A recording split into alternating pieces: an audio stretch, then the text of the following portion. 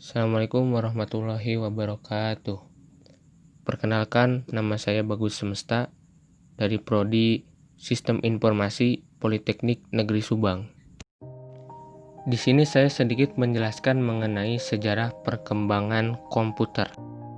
Sejarah perkembangan komputer dibagi ke dalam beberapa tahap, yaitu generasi pertama, generasi kedua, generasi ketiga, generasi keempat, dan generasi kelima. Pada generasi pertama, banyak penemuan-penemuan yang diciptakan oleh para ilmuwan.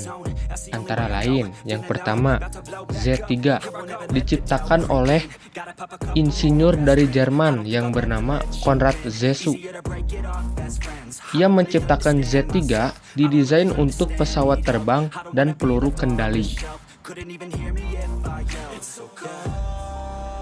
Lalu yang kedua ada Colossus yang diciptakan oleh ilmuwan dari Inggris. Nah, Colossus ini diciptakan untuk memecahkan kode rahasia yang digunakan oleh tentara Jerman pada saat itu. Tidak hanya Jerman dan Inggris saja, di sisi lain, pihak Amerika Serikat juga menghasilkan suatu kemajuan yang lain. Lewat Howard H. Aiken, Amerika Serikat berhasil menciptakan kalkulator elektronik yang ia beri nama Mark I. Selain Mark I, Amerika Serikat juga mempunyai ENIAC, kepanjangan dari Electronical Numerical Integrator and Computer. ENIAC ini dibuat atas kerjasama antara pemerintah Amerika Serikat dan University of Pennsylvania. Komputer ini dirancang oleh John Presper Eckert dan John W. Mauchly. Selanjutnya ada EDVAC, yaitu kepanjangan dari Electronic Discrete Automatic Computer yang diciptakan oleh John von Neumann, yaitu sebuah memori untuk menampung baik itu program maupun data. Lalu yang terakhir ada UNIVAC-I, yaitu kepanjangan dari Universal Automatic Computer I, yang dirancang oleh Remington Rand. Nah, selanjutnya sejarah perkembangan komputer dari generasi kedua, yaitu dimulai pada tahun 1955. Diawali ditemukannya transistor. Transistor mulai digunakan pada tahun 1956. Penemuan ini berupa pengembangan memori inti magnetik, membantu pengembangan komputer generasi kedua yang lebih kecil, lebih cepat, lebih diandalkan, dan lebih hemat energi dibanding sebelumnya. Mesin yang memanfaatkan teknologi ini adalah superkomputer. IBM membuat superkomputer bernama Stretch, dan Sperry Run membuat komputer bernama Large. Pada generasi kedua, bahasa mesin diganti dengan bahasa assembly.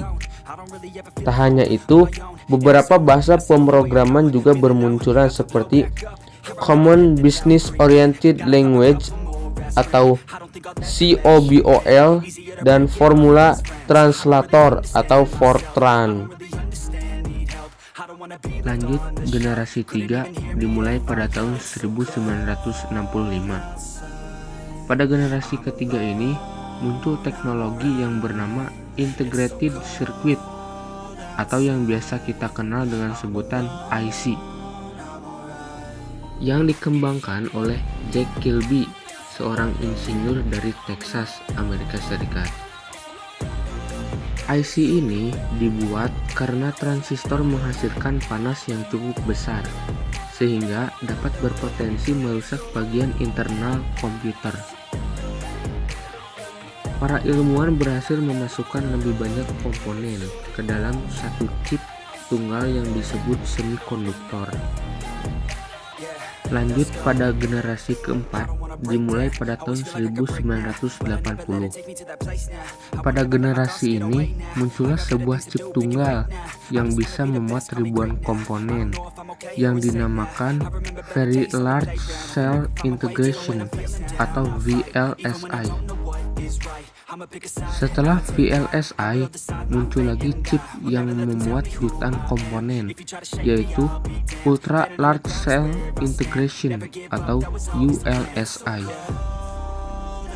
Pada 1981, IBM kembali memperkenalkan penggunaan personal komputer atau PC untuk digunakan di rumah, kantor, dan sekolah. Lanjut pada generasi kelima, dimulai pada tahun 1990. Pada generasi ini, para ilmuwan sedang berlomba-lomba dalam menciptakan komputer layaknya seperti manusia. Itu saja yang bisa saya sampaikan. Mohon maaf apabila ada banyak kesalahan. Terima kasih. Wassalamualaikum warahmatullahi wabarakatuh.